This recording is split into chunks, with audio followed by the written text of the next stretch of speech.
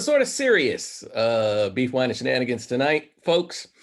Our welcome to our special verdict reaction. So here we are. It's happy 420, everybody.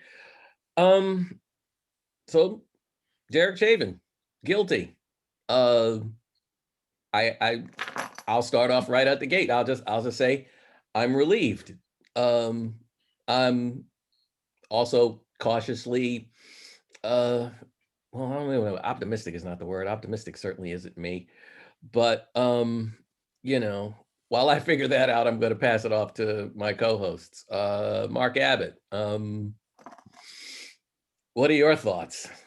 I mean, are we happy? How are we feeling? I think stunned would be the way I would, because I mean we've seen this time and time again. We've I mean, I guess I was a little optimistic from the beginning because they didn't try to go for the murder one. And when they made it clear that that's not what they were going for, I was a little bit relieved for that, because every time, you're never going to convict a cop of first degree murder. That's unless it's a domestic case between him and somebody else, and he's but you're not going to get a cop that's on duty performing in the line of duty caught on murder one. That's a really, really hard charge to catch. Yeah. I kind of thought at least he'd get one of the three. If that once I saw the second degree, I was like, okay, if you don't get anything else, at least you got that second degree. That's like one step down from one. Yeah. And then to hear all three, I was like, wow, this is. I think it even shocked him. I think he actually didn't. He I saw that look on his face. That look on his face was like, wait, what? He was half shocked. You know what? He had the same look on his face that Littlefinger had when Arya stabbed him. No, when what's her name? Isn't that right, Lord Baelish? I'm sorry, what? Yeah, kind of. It makes you kind of wonder, like, well, what did he think was in the works? Well, what did he think was going on? It's almost like, I kind of liken the entire ordeal to that prize fight where the champ is going to fight somebody he's never heard of, and he doesn't train properly. He's like, this is a walk in the park. Then you get in the ring and find out what you're facing. Almost like Apollo Creed and Rocky, when he was like, wait, doesn't this dude know this is an exhibition match? Like, literally, the defense didn't have a leg to stand on. No. And it really was just like, we're just going to throw the typical stuff we always throw out there, throw the jury off. You'll be home in time for supper by the end of the week, kind of thing. And what ended up happening was you had a prosecution that went in there, was very smart, realized, these are the things that don't work. So now we're just going to go for the thing we know that, the jury needs to do. Like when he said on Monday, we're not prosecuting the police. We're prosecuting this one guy that actually thought he was above the law.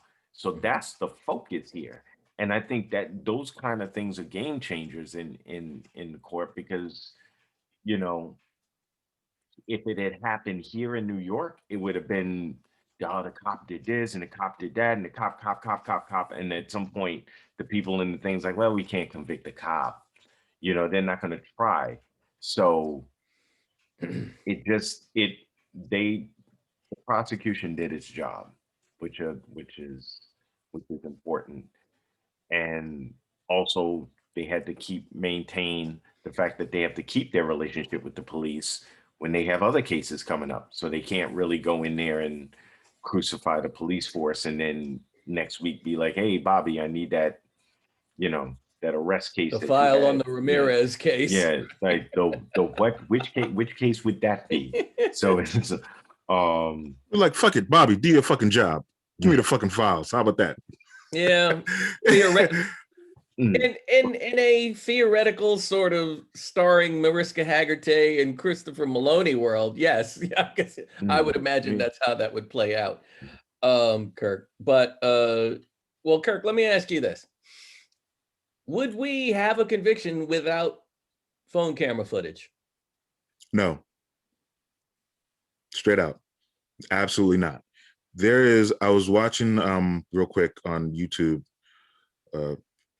CNN with our favorite white-haired gentleman, talking to some people about it, and one of his producers, I think it was Anderson Cooper, yeah, one of his producers, I think, brought up, showed the first the police report when it happened, the first one, the very first thing they came out with, the Minneapolis police report, and it was titled "Man Dies After Medical Incident During Police Interaction." That was the title. Yeah, I saw that. Nothing about being suffocated, nothing about the 9 minutes on the neck, nothing. If it wasn't for the fucking video, if it wasn't for, people in their smartphones, like we all like to talk about, right? Yeah. The young kids in their smartphones don't want to get off their smartphones. If it wasn't for that, this would not have happened. Well, this was not a boat accident. Yeah. Yeah. And I can't stress enough how we really need to get off these fucking people's backs about their being on cell phones and their smartphones all the time. I'm sorry. This technology was a game changer. That's fair. You can't imagine, I read it and I started getting sick, because could you imagine how many reports have been filed under those medical condition type shit, and it wasn't that. Well, it's all. I also think it's where this happened. I really do think that by the fact when that video came out and how quickly the commissioner and the mayor moved to shut everything down, because I agree with you, Kirk, but we have a whole lot of cell phone footage of people, the brother that got shot in the back running from the cop down south, and the cop tried to plant the gun and the cop walked. He didn't serve, and we're all like, okay, wait. And I remember Tamir Rice when he got, as soon as the fucking cop got out the car, he shot a 12-year-old kid. And I'm not saying, I agree. No, I agree with you. I also think this is I think there are other factors. Yeah, no, there are other variables that do play a part in this conviction. Definitely there are.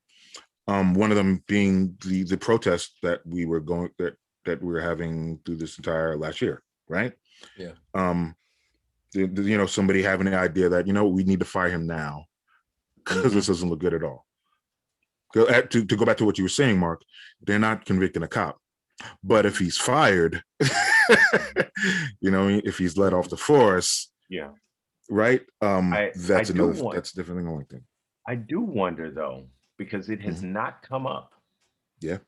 No one from the union out there seemed to make a whole lot of noise about helping this man, because when Garner got choked out, Lynch and his mob came running, screaming about how the mayor had turned his back on the police, and how, this guy, you're trying to police the police, and if we start taking away the police right to use force, Minneapolis doesn't have a Staten Island where you breed people like Lynch, basically.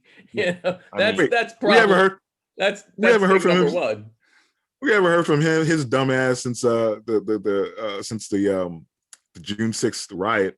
And I would like to continue invasion. To hear from him. I would like for that and to Trump continue. Losing. I wish. We can only wish. Yeah, we can only wish. But that's one of the reasons, going back to what Mark was saying, that's one of the reasons I'm glad it didn't happen here. Because we would have been a mess. New York, already on its heels, having, dealt with COVID, because we were the epicenter of COVID at the same time this happened. Yep. So Can you fucking imagine? Like it's mind-boggling. So I'm really glad it didn't happen here in New York.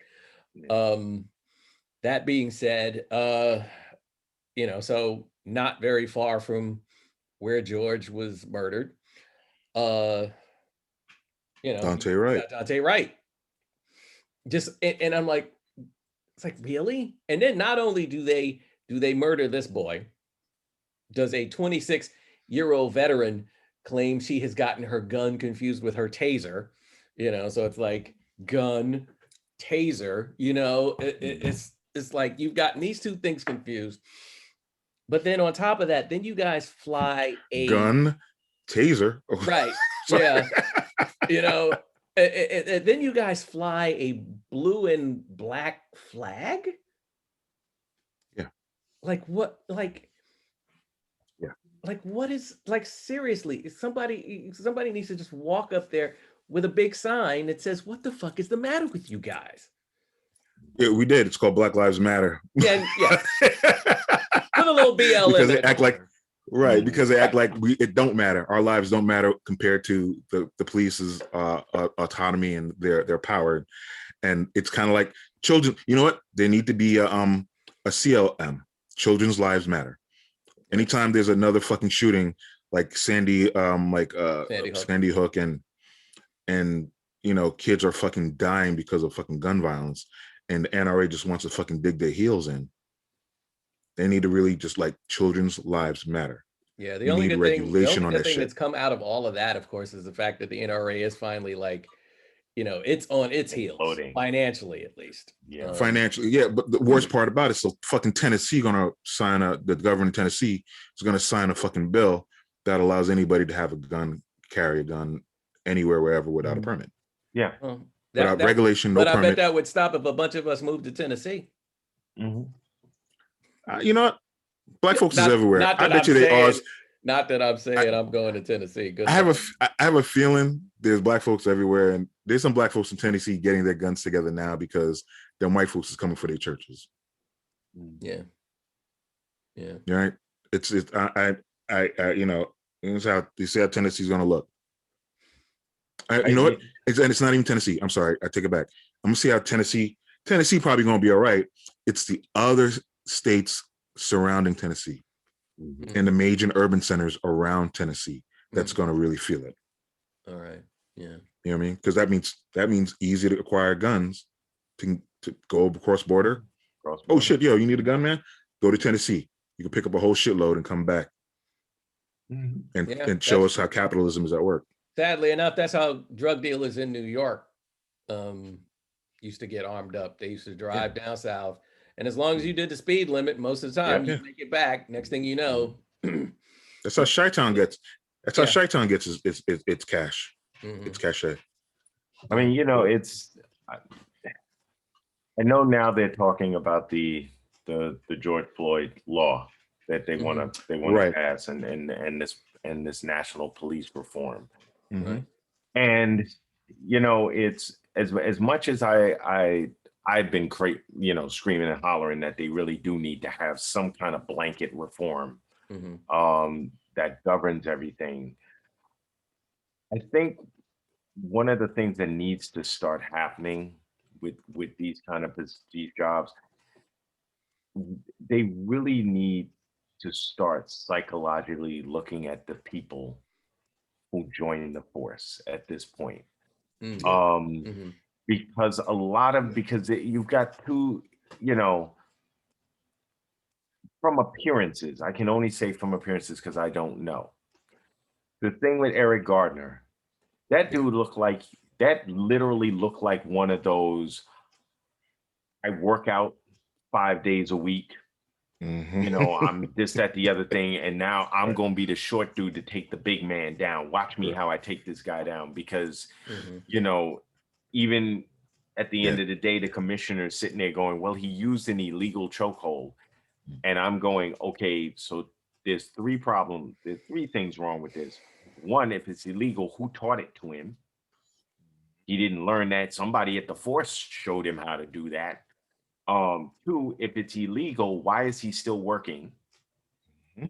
3, if it's illegal, because like illegal drugs, illegal guns, where are you supposed to go if you've done something illegal? You're supposed to be fired. You were At supposed to be least brought fired. up on disciplinary charges. You were supposed to have your gun stripped from you and sent your behind home. Yeah. And then you get Lynch come screaming and hollering, and then the commissioner may go, well, we don't want to make a case out of this. Okay, well, I think I had mentioned this to you on Sunday, Stephen. Then we need a mayor that's going to stand up to this. Mm-hmm. Then you need somebody to be like, look, I run this city, you don't. And like, I'll bring this to your attention, Kurt. I had said, Stephen, remember the transit strike? Yeah. Okay. Yeah. You remember the union head that started that? Who was it? No. Yeah, exactly. Oh shit. What did Bloomberg tell him? He said, you do this and that's it. Right. We ain't seen him since. People don't even remember his name. It was a black guy though, wasn't it? Yeah, he was like I want to say he was Haitian American or something. Wow. But my point is, what are you gonna do? You're gonna this isn't RoboCop. The cops are not gonna strike in the city. Well, he said instead of Serpico, you get Spitico. Little spit. They may attempt it, but no, what they did the last time did they say Blasio like really kind of pissed them off. They'll stop with the ticket, speeding tickets and all that kind of stuff. Like that will die down tremendously. If depending on the neighborhood you're in, you may experience already longer wait for help. Like we don't already. But that's what I'm saying. It may actually be no help or whatever, So if some poor girl is somewhere being harassed by stalker boyfriend and she calls the police, and I'll get to, the other unfortunate incident that just happened while the verdict was being read in a second. But, there are ways that the police force can act the fool.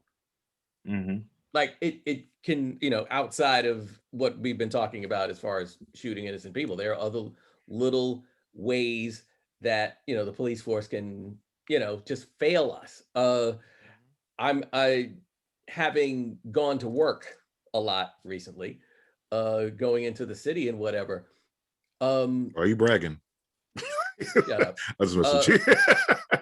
Penn Station has turned into Escape from New York. Yeah. Minus Snake Plissken. Like I've been telling every woman I know, don't hang around Penn Station too much or avoid it if you can. Like Penn Station is crazy right now. Yeah. Okay. Bruh. The subways in general. Are overrun by homeless at this point.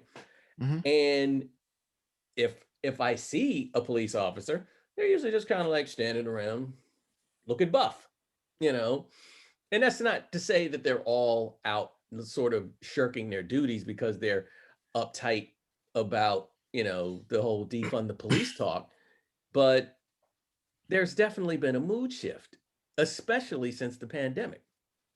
And it does kind of make me wonder, all right, now we've got this, and mind you, this is in Minnesota. So technically your average New York cop should have the sense to take this for what it is. But we have Staten Island.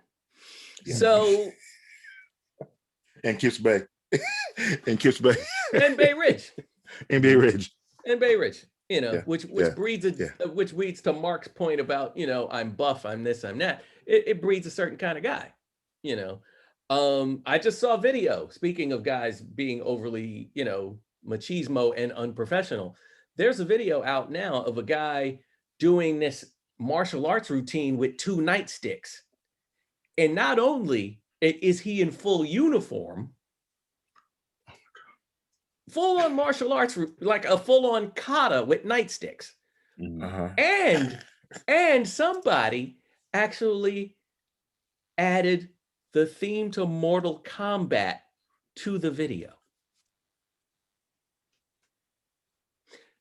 I'm just gonna let that sink in, because to Mark's point, you know, like, and the thing is, like, when I was a kid, I had fantasies about being a cop, but not like like some head busting goon. I used to be completely honest, I used to fantasize about being like Columbo. I'd show up to rich people's houses, figure out, you know, hey, let's see here, you know, and of course the classic, ma'am, just one more thing, Just you one know, more right. like, you know, that's who I want. Nuance, Honestly, yeah. I wanted to be a cop, but that's who I wanted to be. I wanted to be, you know, like Black Detective. Columbo. Right. Yeah, Detective and Van only Patten. right, exactly, and only bust like Johnny Cash or whoever the hell Right. was the murderer of the week, you know. But you know, then you get out here and you meet these guys, and it's like super disillusioning. And then, you know, it's just one person after the other. And then once you learn the full-on history of, you know, the racist history as far as slavery goes, Emmett Till, the whole nine, and it's just like, yeah, I guess I don't really want to do that anymore. Yeah, right. But I blame the Shield. Well, the Shield, aside from being a great show, it did definitely, like, I remember TV Guide, because remember back, we still had TV Guides when that show was on. Yeah, I remember that. Yeah. They described the character as morally ambiguous. I was like, that's good. That's good. Talking about corrupt. Right. Talking about the lead, you know, for those of you that never saw The Shield, it's Chiklis. Michael Chiklis. Michael Chiklis. Playing this detective Vic Mackey, and he was not what I was trying to be as a little kid. He is not an anti-hero. He is not Wolverine. He is a Punisher. Right. Well, yeah. He's not even a Punisher, because the Punisher, doesn't. I say this. He's a Punisher without actually a code. If it wasn't for the Punisher's code against the mafia, right. That's all. That's everybody's like on Punisher's side, because, and I'm sorry, real quick. I know this is like a sidekick. We got to probably do a talk about this also in terms of intention of the artist and interpretation and reception of the audience. Because there was a article about cops using the Punisher logo during the marches that were going on in the summer, and the writer of the Punisher, the guy who created the Punisher, actually came out and said, that's not what that's for. You guys are misusing the logo of the Punisher. This is not what he's supposed to be doing. Well, that's almost akin. I mean, that is a certain level of suck, definitely. But that's also very akin to Trump literally using music from bands that are making songs that are against exactly what the fuck he stood for. Right. Well, the thing is, it was a constant, like every other week, a new band was coming out with like a cease and desist because he'd come out to their song. And it's like, no. Well, yeah. There's always that thing between, you know, what the artist wanted to put out and how it's interpreted by your readers or the people who view it and so forth. Like, but yeah, exactly.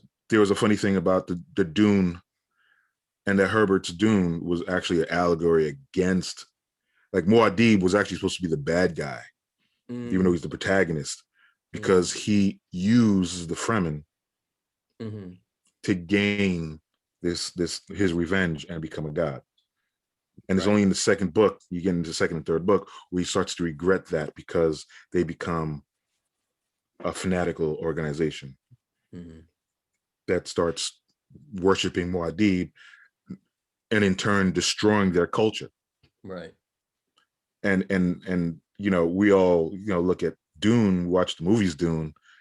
Maybe some of you read the book and see Muad'Dib as the hero of the story, when he's actually the Thanos of the story. And that's that, and I mean that's what I mean by, you know, this interpretation, this swing. Going back to Mackie, to Michael Chiklis and the Shield, is you see this, and I think as I think some Black folks, I don't think all, I think some Black will see him as problematic and as really the bad guy. It's actually a moral tale. It's a drama. It's a moral tale about corruption and about and about this one man who falls so much further into his own corruption that he destroys his career in life. Yeah. Well, where the majority of people who watch it saw him as Dirty Harry, as the hero cop against the overwhelming odds of corruption and the criminal element of the neighborhoods and drug trafficking and blah blah. Well, maybe blah. the first couple of seasons, but by the second season, man. But after a while, that with CC Pounder.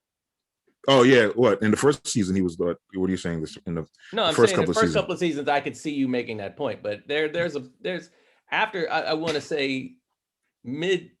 Well, what am I saying? The very first episode, he shot another cop, so yeah, I can't really even say. I don't know if anybody saw him as a hero.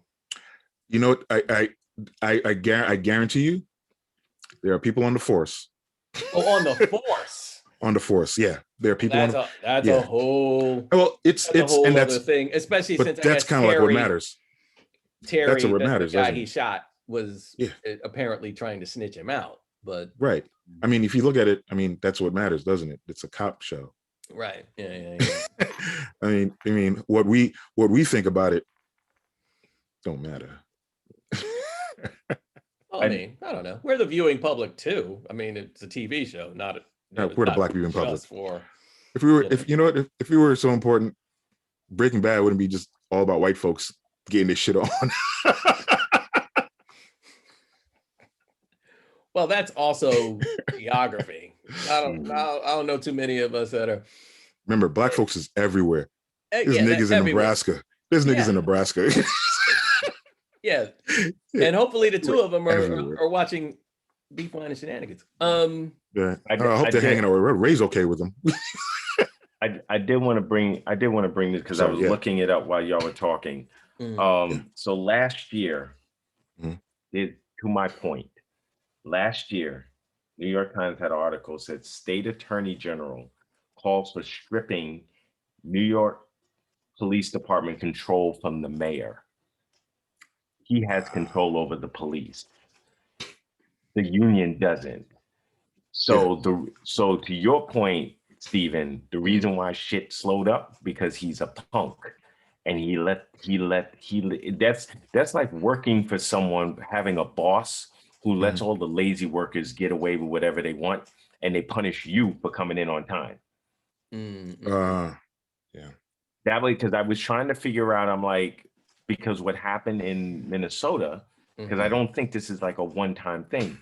Yeah. When this happened, the mayor, he completely put the entire police force apart. He was like, we're done. And he dismantled it. So I'm like, I know that can't be a one-time thing in a different state. Mayors must have this kind of power. The problem is we live in a union city where we've given the unions way too much power over. And that was my point about the guy from transit, because Bloomberg warned him, if you do, you could try it, but see what happens to you. And we never heard from him again. Right. And Bloomberg did Bloomberg ever really get into anything with the police department? No, because Bloomberg was too busy running New York like a department store. So, yeah, and he ruined the Department of Education. Yeah. But no, because Bloomberg's whole thing was the stop and frisk. Right. Yeah, that was you're thing. right. He gave them that opportunity. He gave them the power to go about that. That's my point. The commissioner didn't do that, nor did the union. The mayor did it. So you got that. That was my thing about Dinkins, because when Dinkins decided, you know what, we're not gonna have these cops running around here acting a fool, they all ran and got Giuliani. And was like, we got to get your behind out of office, because you're not gonna tell us we're not gonna, right. You're not gonna X, Y, and Z. So it would be interesting to see what would happen. The problem with New York, the problem with this city though, is that it's so ingrained in systemic racism trying to They do. don't want It's to deal like with it. it's a linchpin. You Yeah. pull it, you got to be prepared for all the things that are going to come falling down on top of you. And I don't think any mayor wants. I don't think any mayor wants that headache. No. No, I think they still blame us for the 70s. They still blame us for the 70s. For 42nd Street, for Harlem, for the city going bankrupt. You know, it's all them black folks and them Puerto Ricans up in them places there causing all that trouble. All that gang violence and drugs and gang violence. That's why the city went bankrupt. It ain't mismanagement. Exactly. It ain't mismanagement. It ain't Robert Moses. It ain't Robert Moses, right? It ain't you giving Robert Moses the fucking keys to the city, right? It ain't Nixon probably, the governor of New York probably just allocating money other places aside away from New York. Yeah. It ain't that. It's all it's just niggas and spics. That's all y'all, it's all you guys. Motherfuckers. I'm sorry, I'm mad now. Okay, good. I wasn't mad before. You have the right to be mad. No. Well, yeah, exactly. Please. Our people's been persecuted. I'm sorry. All right. So we've got Dante Wright. We've got these other poor children, Adam Toledo and Makia Bryant. So we've got a 15, 16-year-old who got murdered while the verdict was being read. So it's a police involved shooting. It's literally it's like I feel like I just watched one pawn be removed and then another pawn be removed. It was like, okay. Like watching them. Like right, exactly. Can't relax. No comic relief and just a continuous continual. Beat. Yeah. So that's all really it's still so yes. He got the guilty verdict. He got 3 guilty verdicts. 3 guilty verdicts. And so am I the only one that didn't know there was a such thing as second-degree manslaughter? Like I thought I was a fairly educated, I didn't either, actually. There's first and second. There's first and second degree. Okay. I would imagine how does second-degree manslaughter normally happen? Like, you're walking through your house and you step on your kid's Legos, and then that gives you a heart attack and die, and then the kid gets charged with second-degree manslaughter. I just don't. I don't. Sorry, Mark. See, that's how I'm going to end up with second-degree manslaughter. I'm going to end up killing Mark by saying something outrageous. The degrees of crime are very strange. I'm not even sure how that came about because I guess I would have to speculate because I don't know. I'm not in law, but I'm assuming that the way these are designed is that if you can't get somebody on the big one, you have the fallbacks to go to, which is why you have second and third degree murder. Right. I just thought manslaughter. I mean, murder. By definition, murder is murder. But manslaughter is. But manslaughter is sort of like when you act. It's considered accidental. Right. Because in murder is intent. Right. And manslaughter is unintentional. Manslaughter is unintentional. It's usually, but it's not really. It's not like. And first is premeditated. So yeah, you have to like first degree murder. You had to say, okay, there's this particular person I'm going after today. Right. And when I catch him, Jerome. Right.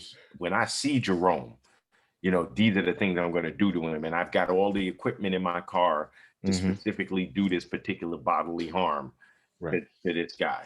But first degree manslaughter. But first degree manslaughter, as I understand it, it's got a lot to do with the fact that he was on him, and the belief is that he didn't. The intent wasn't to kill him, but he stayed on him so long that it's like kind of thing. So it's. I'm sorry, real quick. So what would second degree then be? Second degree murder or manslaughter? Manslaughter. Because that's what he was also convicted on second degree manslaughter, correct? Yes. Mm-hmm. Yeah, that's second-degree why I was manslaughter. making the remark. Second-degree manslaughter says a person who causes death of another by any of the following means is guilty of manslaughter in the second degree and may be sentenced in prison for not more than 10 years or the payment of a fine not more than 20,000 or both. The person's culpable negligence whereby the person creates an unreasonable risk and consciously takes chances of causing death or great bodily harm to another. Shooting another with a firearm or other dangerous weapon as a result of negligently behaving. So how it started, Steve, was back in 1950 when Jerome was running out that apartment building with a TV, and the cops catch him, but the TV slipped out of his hand, and when it shattered, it caused a police officer to get a heart attack, and they didn't want him to just leave. So, wow, second-degree manslaughter. There's like five. That's how that works. This moment in history brought to you by Kirk Johnson. That just sounds like another way to just catch somebody. Be like, you know what, he didn't intentionally mean to kill him, or but by accident. This like the number 3, by setting a spring gun, pitfall, deadfall, snare, or other dangerous like weapon or device. It's third-degree manslaughter? No, it's part of the second degree. This is one of the things that you can get charged. Like you said, for setting a deadfall. A deadfall. Yes. The deadfall or snare. So and basically what you're saying is a road runner should be convicted. Second-degree manslaughter. Of coyote. Second degree. And then it says number 4 is negligently or intentionally permitting any animal known by the person to have vicious propensities or to have caused great or substantial bodily harm in the past to run uncontrolled off the owner's premises or negligently failing to keep it properly confined. So control your cats there, Kirk. Wow. So if I know my dog, fuck that. Let him have I know my dog is vicious and he's off the leash, and you come over to my house, Kirk, and the dog comes running out and attacks you and kills you, I can be charged with second-degree manslaughter. Well, not if we hide the body. I mean, I'm sorry. Did I say that out loud? That's just that's an example of and you remember the woman who got mauled by the monkey, the chimp? The chimp, yeah. They got her face torn off. Yeah. Now had she died, the woman who owned the chimp would have been charged second-degree manslaughter because she knowingly knew that animal was dangerous. So you let people come around the animal knowing that the animal is not right, and then it accidentally kills somebody. Like, you get a dog from the pound, and the guy at the pound says, well, dogs got little emotional problems. Just be careful. And your kid you bring it around your kid tugs on it and it mauls your kid to death. That's manslaughter. In a perfect world, every commissioner who was in office during a police-involved shooting, a wrongful death, would be convicted of second-degree manslaughter. Knowingly letting those fucking cops out there. That guy is not right in the head. You let him join the force anyway. Yeah. You saw that shit during the barbecue, and you still let him go out the next day with a gun. You knew that. That's what that shit is. Technically, you're right. Technically, like that. You know what? That's some Law and Order shit. That's something that you write that I could see Kurt on an episode of Law and Order going, well, it's second-degree manslaughter by this guy. And the judge sitting there going, how do you factor that? And Kurt gives that example. Well, he knew at the barbecue the guy wasn't right in the head. And then the prosecutor comes out and he goes, well, I don't think it. Well, actually, that is, he has a point. Correct. Sustained. He has a point. Sustained. Right. Please continue, Mr. Johnson. Yes, I will. This motherfucker here. knew exactly what he gave that man, how that man was acting during that barbecue. But this is what the defense tried to do through the whole case. You know, they tried to blame any and everything on Floyd and his medical condition. You know, from the medical. I think the most ludicrous one was the one where he was breathing in carbon dioxide from the fumes of the car. Yes, I remember. I'm like, I think I stopped watching after that. I was like, "Are you out of your fucking mind?" Yeah. I'm like, bro, did you just run out of things to come up with? Well, he was the worst part that people was up against a video, so he had to come up with right. I mean, he had to earn his money somehow. So it's the worst part about it is people actually believe that shit too. Yeah, luckily they were not on this jury. Right, but there are people that will believe anything as long as it's said about someone who isn't white. So make me want to smoke. But you know what? Think about this though. Yeah. For the next 4 months, the other 3 have to sit there. Right. Yeah. Knowing now that you can and most likely will go to jail or serve time. This isn't, because again, Chauvin looked shocked. I'm pretty sure his lawyer was like, I don't know. Is this an isolated thing or?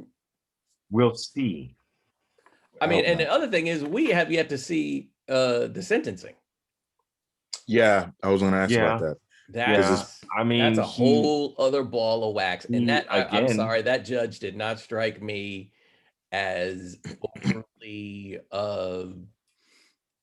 overly interested in sentencing. Yeah. Second degree manslaughter. You're right. You get not more than 10 years or a fine of $20,000 or both. Okay. I don't know what the third degree manslaughter is, but I mean, I could, that's always the tricky part because when we start talking about people serving time, then we get the whole, you can get up to 20 years, but we're going to give you 7. What? And then there's also the served simultaneously thing. So, because he is in jail right now. Well, he's in jail right now, but all right. Chauvin, whatever his name is. He's in jail. I've heard his name pronounced so many different ways. I think it's Chauvin. Chauvin. Something like that. Chauvin, thank you. But yeah, but what does that even look like? I mean, he's in there with, he's in there with other law enforcement people, like, and here's the thing. So right away, everybody started with the memes about dropping the soap and all this other stuff. And while that's funny, it's also, for me, that's probably the more unrealistic expectation out of this whole fucking thing, that this guy is not going to be in protective custody in a way that will be historic. Like, it's going to be protective custody on top of protective custody, not to mention the fact that the Aryan Brotherhood is already probably preparing like a PowerPoint presentation, like, so welcome, Derek. So we have cookies just in case you're feeling a little peckish, but we wanted to sort of welcome you to the prison and kind of give you a sense of, how things go. And we were hoping you were going to get a swastika tattoo the first day, but if you're feeling a little out, you can hold off on that. That's literally. Sorry. I don't know. You're right. No, you're right. You're right. So it's like the memes are funny, but they almost annoy me because that's not going to happen. They're not going to put him in general population. He's not going into like the lower level of Rikers or anything like that. He's going to be in Oz. There's not a single, like, unless he's pissed off somebody so bad that they're going to send him to where a black warden is. Yeah. Although, then that black warden is like, I don't really give a fuck about my career anymore. Although there is one thing you have to take into account. He's not technically a cop. He was fired before this whole thing happened. So yeah, I mean that might that's like fair. Where did they put the brother that the one cop that they the brother that they locked up for accidentally shooting the white girl a few years ago? Oh, that's a good question. I don't know. I'd be curious if he went with, if it's like a specific.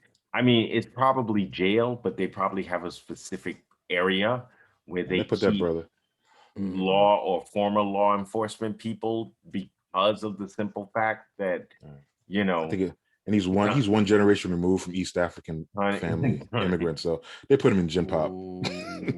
They put him in Gen Pop, man. He's yeah. You remember he was an immigrant. He was I think Somali. That's right. Or Ethiopian immigrant. That's right. Yeah. Oh, he ain't got no love, man. He ain't getting no love. Oh God. Yeah.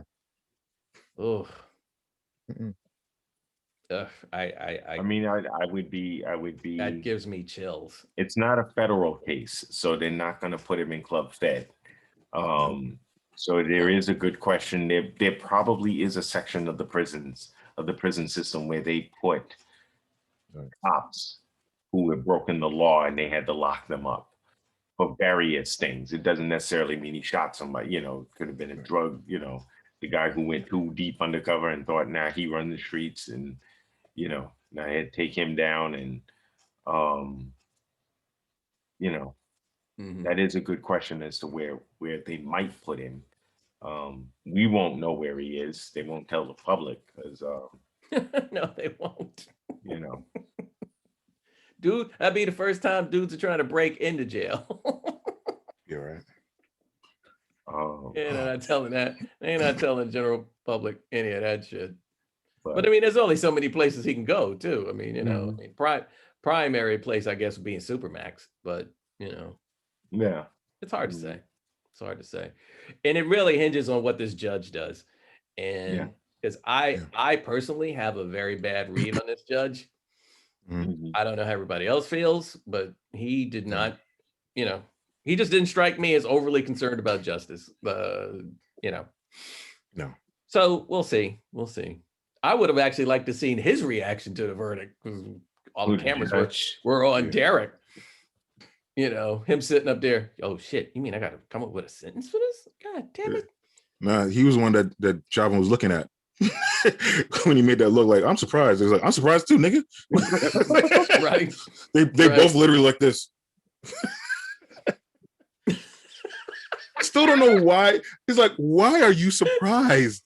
You were there in the chair. You saw how bad your defense was. You saw why are you surprised? High in the sky. That defense was and then what did he do?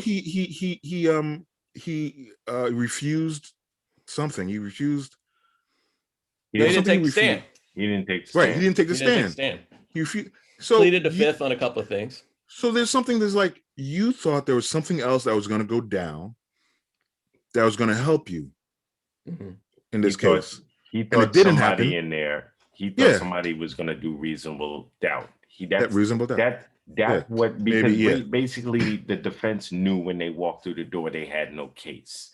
Right. And all he needed was one. One juror to go back there and go, well, But the problem is that George was black, not guilty. You know how when black people got ape strength. when you bring what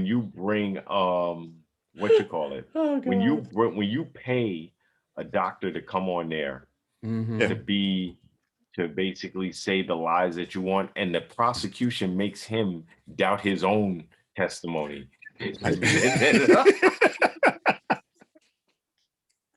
Right. I mean, you pretty much knew at that point you were dead in the water. You're like, don't. Like, well, no, he wouldn't have done. Oh, thank you. Oh God. I don't know. I just I do want to. The only thing I that comes to me right now is just I am grateful. I'm grateful for everybody that protested. I'm grateful for the jurors. You know. Yeah. And we had a global. Yeah. Global. Absolutely. Right. We had. I mean, I'm curious to know what. I mean, I know the rest of the world is in COVID, but I'm curious to see the reaction in other cities. I'm very curious to see what the reactions are in like London and all of those countries that got behind us when this happened, because it there's a sister in England, in London, who's actually keeping this going because her brother was killed by police. And she was on, I saw it was a report, I think it was Wake Up Africa, I think it was something of that nature, or Al Jazeera, that she was talking about, it's not just America, and we need to bring the people accountable to my brother's death. And I was like, oh shit, man, we need to back that up too. Did you see what's his name's opening monologue a few weeks ago? Who? Who? The guy who played Fred Hampton. Oh, no, I did not. He did his opening monologue. Oh, you talking about Saturday Night Live? Yeah, on Saturday Night Live, where he said, people ask me, is which is worse, American racism or British racism? And he goes, British racism is so bad that white people left the country to spread racism somewhere else. He was like, they went to Australia, South America. He was like, it was like, holy shit. That is the most brilliant response. That is the most brilliant response to that. I could give that man an Oscar. So bad. Not even for the movie, just give it to him for the joke. For that joke, that was amazing. And I want to know who wrote that with him. Probably some other black genius like Wyatt Cenac or somebody. Right. Yeah. You know? There's somebody in the writers' room right now that they don't realize. Right. is a genius. Chris Rock might have been walking through the hallway. You know what you ought to say? Like that kind of shit. On my social media, speaking of brilliant remarks, Kimberly Kane said perhaps one of the better things that we have a drop of justice in a sea of injustice. Yes. That's kind of what today's verdict kind of brought us. Spot on remark. Very much. Encapsulates is what we're all feeling right now. Yeah. It's not like overly joyed. It's just like, okay. No, exactly. And I mean, it's a moment to breathe. It's a moment to give that sigh of relief, that one little, it's kind of like, I mean, our parents and grandparents probably felt this way when they were watching Dr. King watch LBJ sign the 64 Civil Rights Act. And, there's probably like some key moments like that in our history that, our parents and parents, and well, not too much past that, but definitely, some key landmark things that kind of, gave it a moment of just like, okay, well, maybe now we can, but to both of your earlier points throughout this thing, it's like, until we get down into, what makes these guys who they are, because, and going into something that Amanda Seales was kind of going in on her Instagram, police reform may be a fantasy. And not only that, and I think Mark brought this up not too long ago. It's like, until you get into these motherfuckers' pensions, until you, and it's sad that this is really the only way. It's like, you can't just say, you should really just treat other people like people, like human beings, and let that lay. It's, you literally have to hit people in the wallet, and it's the only way to affect decency. And that's what, to me, fuck the reform. You want to go out in your SWAT truck and have a Batman costume and do all that other shit. Punisher logo on your car. Yeah, sure.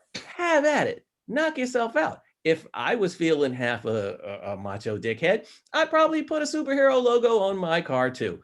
But you know what? At the end of the day, if you kill an innocent person, you should suffer the consequences. Yeah. And that is really the crux of it. And how about not kill an innocent person in the first place? How about aim to de-escalate?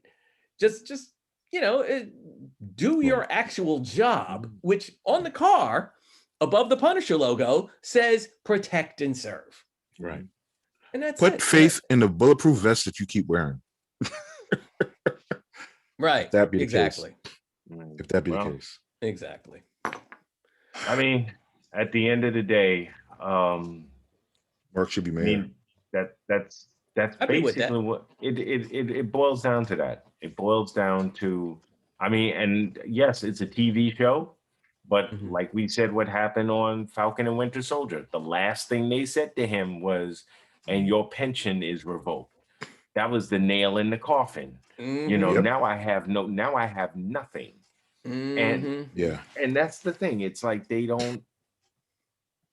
will continue to do. I mean, the thing now, which you have to really the gut punch, is that even despite having 6 or 7 cameras and a body cam on them, they still do this with not a shred of remorse, because at the end of the day, I'm a walk. That's like, know how you used to get mad and watching those the mobster guy or the what's his name in New Jack City. I'm a walk, baby, and straighten out the tie and laughing and walking out the front door, and you just like, we did all that work and this fool is just gonna walk free. But this is what we deal with every day. Yeah. And no, I think this is a step in the right direction. I think holding him accountable for what he did is the number one important thing, because you hold us all accountable. We're all held accountable for these things. Oh yeah. With any one of us. You're right. It's the accountability, and it's about how you treat people. And if a gunman walks into a supermarket, shoots up the place, y'all don't pull on him and shoot him. You go, you knock him over, you put him in handcuffs, you gently walk him out the store, you put him in the car.